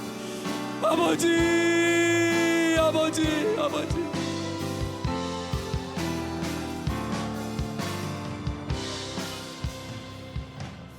하나님 아버지, 저는 압니다. 오늘 청년들이 이 자리에 온 것이 그냥 올 수 있는 것이 아니었다는 것을 압니다. 수많은 갈등과 고민과 또 갈까 말까, 더 이상 갈 수 없는, 아니 이제는 그러고 기대조차도 할 수 없을 만큼 믿음의 바닥난 그 모습으로 하나님 앞에 떳떳이 찬양할 수 없는 용기를 다 잃어버려서 하나님 고개 들일 수 없는 저들이 하나님의 특별한 긍휼과 사랑으로 이 자리에 올 수 있었음을 압니다. 하나님, 우리를 이곳에 보내주신 이유는 우리를 살리기 위함 이것을 압니다. 하나님, 우리 귀한 젊은이들 한 영혼들을 불쌍히 여겨주시고 오늘 이 밤 가운데 건져 주시옵소서. 잠 못 이루는 저들의 인생 가운데 주님 위로하여 주시옵소서. 내 마음을 이해해주는 사람 없어 하나님, 외로움의 광야길을 하룻길을 더 갔던 그 엘리야의 마음의 심정처럼 괴로움 속에 있는 청년들의 눈물을 기억하여 주시옵소서. 그 눈물을 닦아 주시옵소서. 아버지 품을 떠나갔던 아들이 아버지 품에 돌아오는 것을 알지만 용기가 없어 돌아올 수 없었습니다. 아버지는 나를 반겨주지 않을 거야. 나는 아버지의 아들이 될 수 없을 거야. 내가 아버지의 상에서 더 이상 밥을 먹을 수 없을 거야. 그의 실패감과 절망이 그를 덮고 있을 때 그는 아버지 앞에 올 수 없었음을 압니다. 하나님, 그러나 아버지의 그 사랑이 아들에게 가슴이 움직였고 하나님께서 그 아들의 마음을 발걸음을 돌이켰을 때 그를 반겨주는 아버지를 만날 수 있었던 것처럼 하나님, 오늘 당신의 주의 청년들이 하나님 성산에서 하나님 앞에 달려나올 수 있는 은혜가 있게 하여 주시옵소서. 저들의 절망의 사슬에서 나오게 하여 주시옵소서. 눈물의 사슬을 끊게 하여 주시옵소서. 칠흑같이 어두운 밤의 터널 가운데 나오게 하여 주시옵소서. 빛으로 임하신 주님을 경험하게 하여 주시옵소서. 주여, 우리를 건져 주시옵소서. 우리 주여 세 번 부르짖고 합심하여 기도합시다. 주여, 주여, 주여. 아버지, 아버지, 아버지. 젖어갔던 그 이름, 나의 아버지 하나님, 나의 아버지 하나님, 내가 아버지 품에 안깁니다. 나를 안아주시는 주님, 내 눈물을 닦으시는 주님, 나의 아픔을 아시는 주님, 나의 고민과 나의 쓴잔을 아시는 주님, 나의 외로움을 아시는 주님, 나의 찢겨진 마음을 아시는 주님, 오늘 주께서 오늘 이 밤에 우리를 만지시고 싸매어 주시고 우리를 회복시켜 주시는 마음이 되길 원합니다. 우리의 믿음의 선배들이 그렇게 주 앞에 손에 붙들려서 영광스럽게 쓰임받았던 것처럼 우리 당신의 귀한 청년들이 다시 한번 주님 앞에 붙들어질 수 있도록 주여, 주여,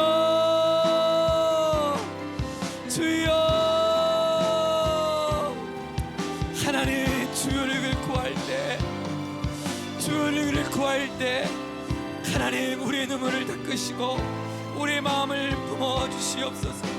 외로움과 그 집 속에 있을 때 엘리야야 내가 어찌하여 여기 있느냐, 엘리야야 내가 어찌하여 여기 있느냐, 엘리야야 내가 어찌하여 여기 있느냐, 내가 여기 있다고 주님.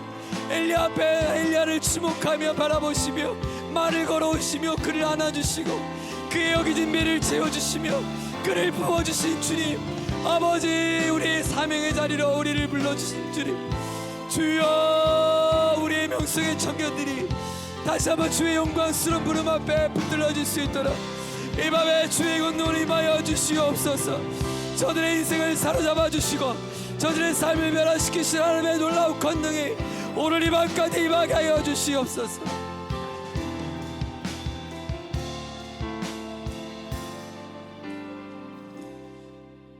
여러분의 지친 몸을 어디에 피하고 계십니까? 로뎀나무, 네, 그 나무가 엘리야를 지켜주는 것이 아니었어요. 아무도 나를 알아볼 수 없는 광야길이 내가 안전한 곳이 아니었어요. 엘리야가 다시 일어날 수 있는 장소, 40주야를 용기를 얻어 하나님이 내게 어떤 인생으로 불러주셨는지 그 사명을 경험할 때 엘리야 인생에 참된 승리가, 확신이 보였던 것이죠. 나의 피난처 예수님, 내가 주님을 의지합니다. 나의 피난처 되신 주님, 내가 주님을 사랑합니다. 우리 찬양 다시 한번 주 앞에 올려드리며 우리의 곡조의 기도로 주 앞에 올려드리겠습니다. 나의 피난처 예수 의지해요. 나의 피난처 예수 의지해요. 나의 가는 길에 거센 바람 몰아쳐와도 나의 피난처 예수 의지해요.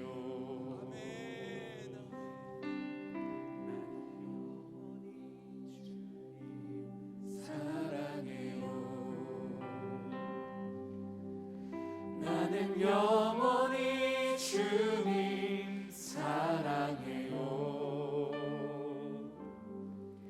세상 어떤 것도 나의 사랑 끊을 수 없네. 나는 영원히 주님 사랑해요. 우리 아버지 하나님 앞에 두 손을 빌고 고백합시다.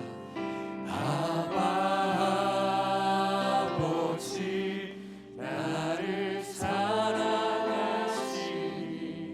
나의 모든 것 주께 드려요.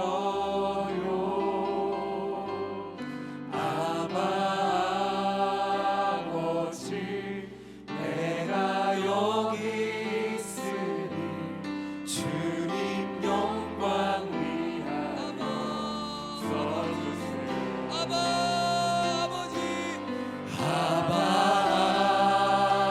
아버지 나를 사랑하시니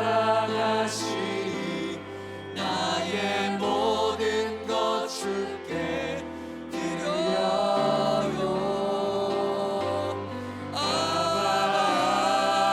아버지 내가 여기 있으니 주님 영광 위하여 써주세요. 아버지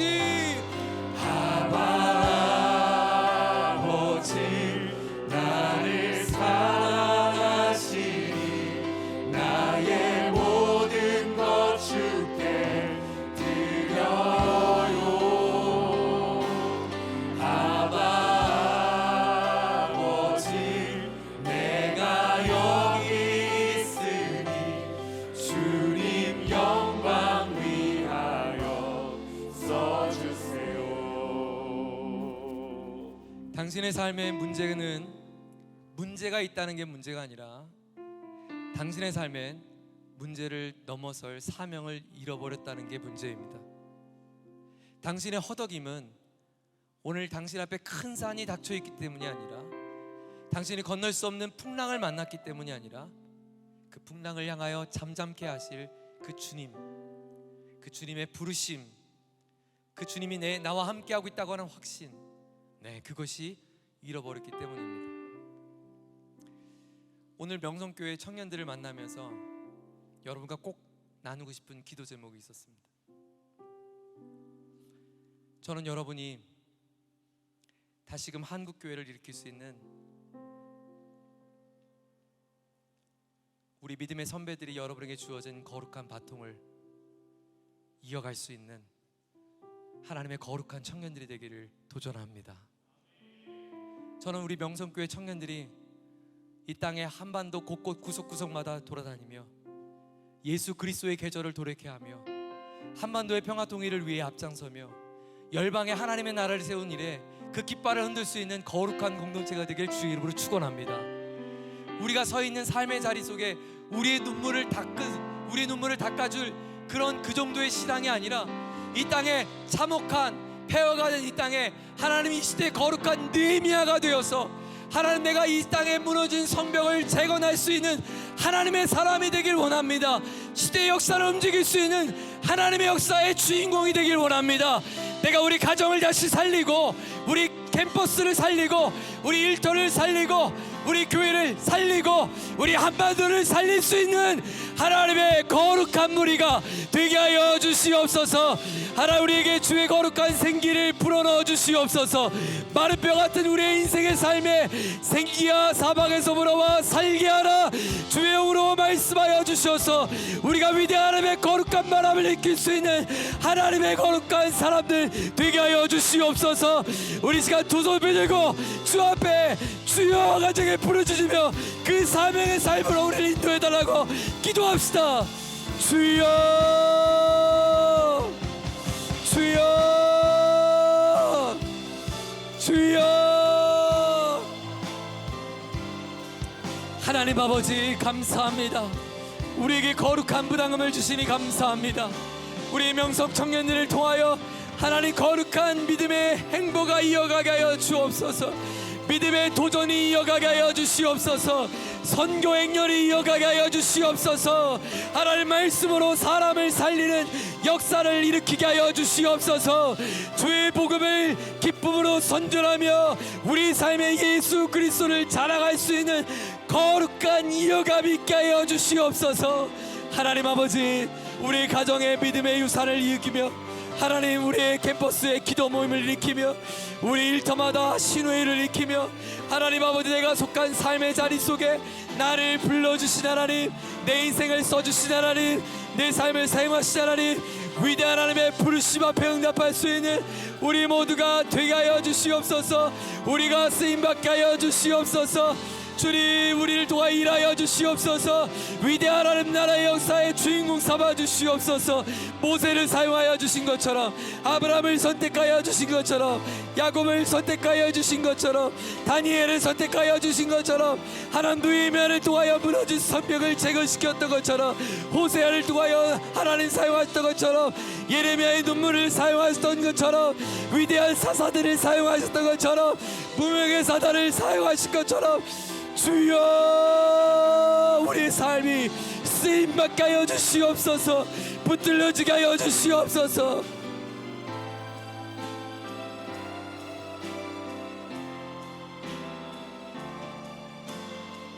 우리 모두 함께 자리에 일어나십시다. 그리고 우리 함께 아무것도 두려워하지 말라. 주 나의 하나님이 지켜주시네. 주님은 나의 산성, 주님은 나의 요새, 주님은 나의 소망, 나의 힘이 되신 여호와. 주님을 선포하며 찬양합시다. 아무것도 두려워하지 말라. 아무것도 두려워. 내 영혼을 향해 선포하는 것입니다. 주 나의 하나님이 지켜주시. 놀라지 말라, 놀라지 말라, 겁내지 마라, 겁내지 마라. 주님이 나를 지켜주십니다. 나를 지켜. 우리 내 영혼을 향해 들으도 아무것도 두려워하지 마라. 아무것도 두려워. 주 나의 하나님, 지켜주시네. 놀라지 마라. 놀라지 마라. 두려워 말고 겁내지 마라. 주님은 나를 지켜주시네. 선포합시다. 내 마음이 힘에 겨워 지칠지라도 주님 나를 지켜주시네. 세상의 험한 풍파 몰아칠 때도 아멘. 주님 나를 지켜주시네. 주님은 나의 산소, 주님은 나의 요새, 주님은 나의 소망, 나의 힘이 되신 여호와. 내 마음이 힘에 겨워 지칠지라도 내 마음이 힘에 겨워 지칠 믿음으로 선포합시다. 주님 나를 지켜주시네. 세상의 험한 풍파 몰아칠 때도 주님 나를 믿으십니까? 우리 두 손을 펴고 주님은 나의 산소, 주님은 나의 요새,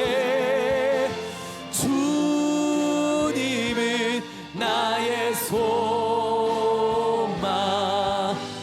나의 힘이 되신 여호와. 주님은 나의 산소, 가장 안전한 나의 요새,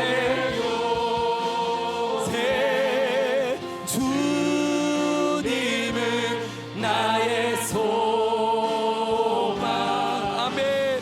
나의 힘이 되신 세우야 내 맘에 지쳐 힘들지라도 내 맘의 힘에 겨워 주님은 나를 지켜주신단다. 주님은 나와 함께 하신단다. 주님은 나를 일으켜주신단다. 주님은 나를 손잡아 주신단다. 세상에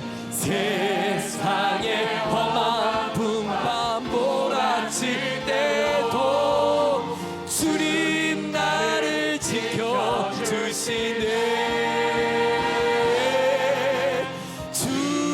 주님은 나의 산소, 주님은 나의 요새,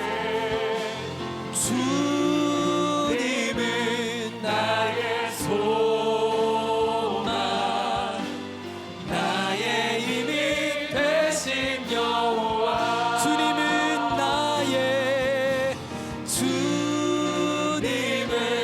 나의 산소, 주님은 나의 변치 않는 요새, 주님은 나의 소망, 나의 힘이 되신 여호와. 우리 두 손 높여주고 저를 한번 따라하겠습니다. 나는 하나님의 사람입니다. 나는 축복의 통로가 될 것입니다. 나는 기도의 사람입니다. 나는 기적의 주인공이 될 것입니다. 나는 믿음의 사람입니다. 나는 소망을 선포할 것입니다. 할렐루야. 주님 나를 그렇게 바꿔주시옵소서. 주여 세 번 부르짖고 기도합시다. 주여 주여 주여. 나는 하나님의 사람입니다. 나는 절망하지 않을 것입니다. 나는 축복의 통로가 될 것입니다. 나는 기도의 사람입니다. 내 기도가 멈추지 않을 것입니다. 나는 기도를 통하여 기적의 주인공이 될 것입니다. 나는 믿음의 사람입니다. 나는 소망을 선포할 것입니다. 믿음을 선포할 것입니다. 은혜를 말할 것입니다. 하나님의 영광스러움을 경험할 것입니다. 주님, 우리의 명성의 청년들 한 사람 한 사람을 주님 당신의 거룩한 사람 삼아주시고 하나님 귀하고 아름답게 쓰임받게 하여 주시옵소서. 아버지 하나님 모든 우울감으로 또 떠나가게 하여 주시옵소서. 하나님의 평강, 하나님의 평강, 하나님의 위로가 평강이 임하게 하여 주시옵소서. 내가 온 것은 너희로 세상에 줄 수 없는 평안을 주기 위해 오셨다고 약속하셨습니다. 하늘의 위로가 임하게 하여 주시옵소서. 하나님의 소망이 임하게 하여 주시옵소서. 하나님의 뜻을 보게 하여 주시옵소서. 사명을 보게 하여 주시옵소서. 꿈을 말하게 하여 주시옵소서. 비전을 말하게 하여 주시옵소서. 크고 놀라운 비밀스러운 일들을 말하게 하여 주시옵소서. 주의 말씀을 대언하고 하나님 아버지 그 약속의 말씀에 붙들리게 하여 주시옵소서. 우리가 걸어가는 곳곳마다 하나님의 나라가 선전되고 우리가 살아가는 삶의 현장마다 주님 쓰시는 하나님의 놀라운 기적들이 우리 모두가 되게 하여 주옵소서.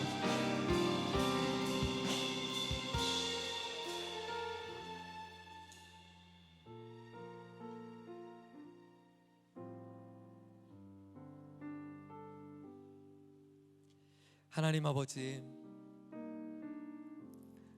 절망하고 무너졌던, 그래서 그 인생이 끝날 것 같은 엘리야의 삶이 하나님의 어루만지심과 사명을 통하여 살아나는 놀라운 이야기, 그것이 우리를 향한 하나님의 약속으로 말씀해 주셔서 감사합니다. 열왕기상 19장의 이야기가 나의 이야기며 엘리야가 끝나지 않았던 것처럼 내 인생도 역사의 주관자 되신 하나님 손에 붙들려 계속해서 하나님의 축복의 통로로 살아갈 수 있는 우리 모두가 되게 하여 주옵소서. 로렘나무 아래인 것처럼 숨죽여 있는 당신의 청년들이 있습니까? 이곳 현장에 오지 못하여 온라인으로 함께 예배하고 있는 그 한 사람 위로해 주시고 불쌍히 여겨 주시고 그의 눈물의 자리에 찾아와 주시고 하나님 그 자리가 주님을 만나는 바위 틈이 되게 하여 주옵소서. 하나님 2박 3일 성산에 올라와 하나님 얼굴을 구하는 2박 3일의 시간이 내 인생의 전환점이 되게 하여 주옵소서. 기적의 자리가 되게 하여 주시옵소서. 닫힌 문이 열리는 자리가 되게 하여 주옵소서. 꿈이 살아나는 자리가 되게 하여 주시옵소서. 비전을 품는 자리가 되게 하여 주시옵소서. 우리 어린 시절 가슴 뛰었던 자리가 되게 하여 주옵소서. 주 앞에 묵놓아 하나님 앞에 우리의 마음을 쏟아내며 행복한 추억의 시간들만 되게 하여 주옵소서.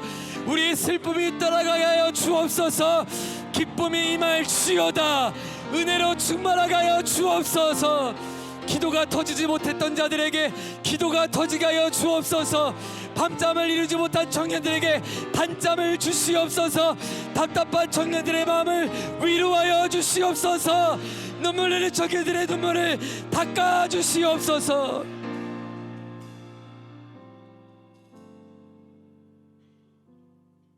아들, 너 여기서 뭐해? 괜찮아, 일어나. 내가 아직도 너를 향한 꿈이 있어. 난 너의 인생을 통해 그 꿈을 이루고야 말 거야. 엘리야, 네가 이제 가게 되면 만나게 될 사람들이 있을 거야. 네가 그 왕에게, 그 사람에게 기름을 부어 왕을 삼고 네가 두려워하는 그 적들을 향하여 내가 어떻게 무찌르는지 네가 보게 될 거야. 그리고 바알에게 무릎 꿇지 않는 너와 함께하는 7,000명을 내가 너에게 줄 거야. 엘리야, 근사하고 멋있게 우리 꿈을 이뤄보자. 하나님, 그 음성이 2박 3일 당신의 사랑하는 명성 청년들 가슴에 심겨지게 하여 주옵소서. 하나님, 우리가 무엇을 이어가야 할까요? 우리의 유산과 전통과 아름다운 것도 우리가 많이 이어가야겠지만 하나님 역사의 주인공 되신 하나님의 손에 붙들린 하나님의 사람으로서 우리가 그 바통을 이어받고 싶습니다.